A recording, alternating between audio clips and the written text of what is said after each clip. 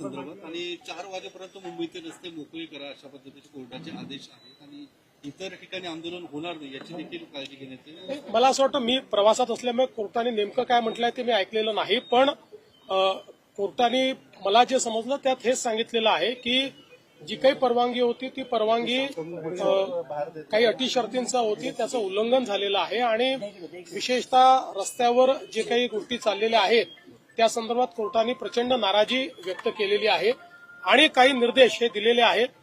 जे काही कोर्टाचे निर्देश आहेत ते पालन करणं हे प्रशासनाला क्रमप्राप्त आहे. प्रशासन कोर्टाच्या निर्देशाचं उचित पालन करेल.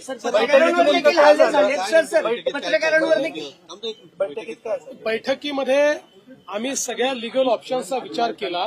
त्याच्यानंतर काही त्या ठिकाणी जे काही मार्ग काढता येतील ते मार्ग काढत असताना कायदेशीररित्या ते कोर्टात कसे टिकू शकतील या संदर्भातली काही चर्चा झालेली आहे. त्यातली काही माहिती अधिकची मागवलेली आहे. ती माहिती आल्यानंतर पुन्हा एकदा आम्ही बसलो होतो आणि या संदर्भात एकदा जे काही मार्ग आपल्याला काढायचे आहेत हे जर कायदेशीर मार्ग काही जर त्यातनं शक्य असतील तर ते काढण्याची आमची मानसिकता आहे.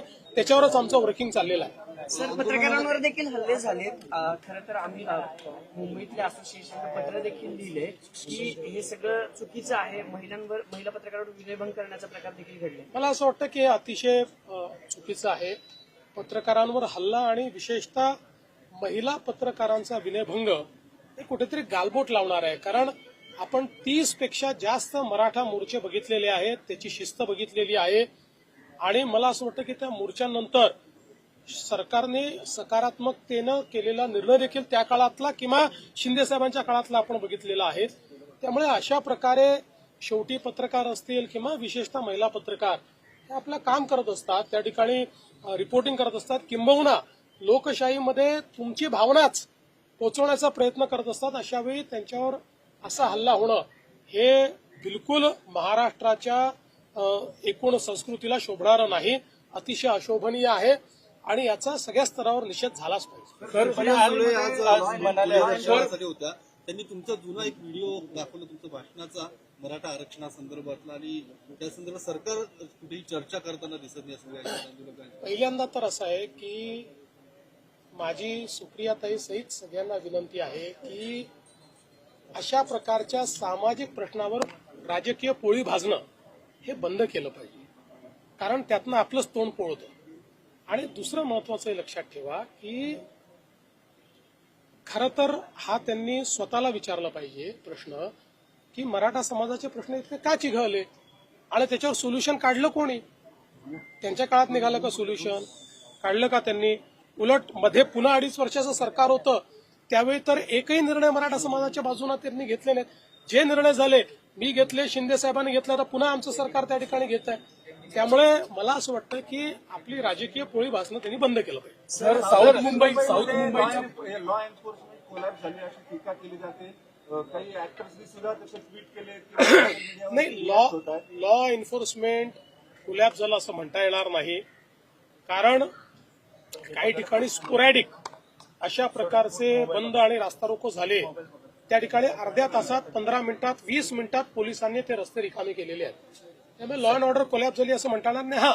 काही घटना मात्र अशा घडलेल्या आहेत की ज्या भूषणावं नाहीये आणि अशा प्रकारची अपेक्षा आंदोलकांकडनं नाहीये.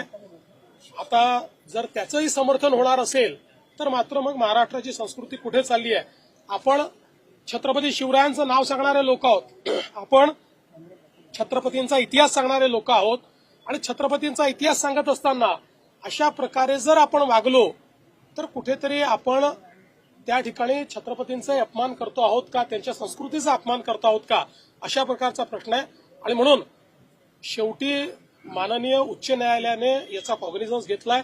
सरकारचा प्रयत्न असतो की सामंजस्याने गोष्टी झाल्या पाहिजेत, त्यामुळे सरकार सामंजस्याची भूमिका घेते. पण एकदा कोर्टाने कडक आदेश दिल्यानंतर मात्र प्रशासन आता ज्या प्रकारची कारवाई केली पाहिजे ती प्रशासनाला करावीच लागेल.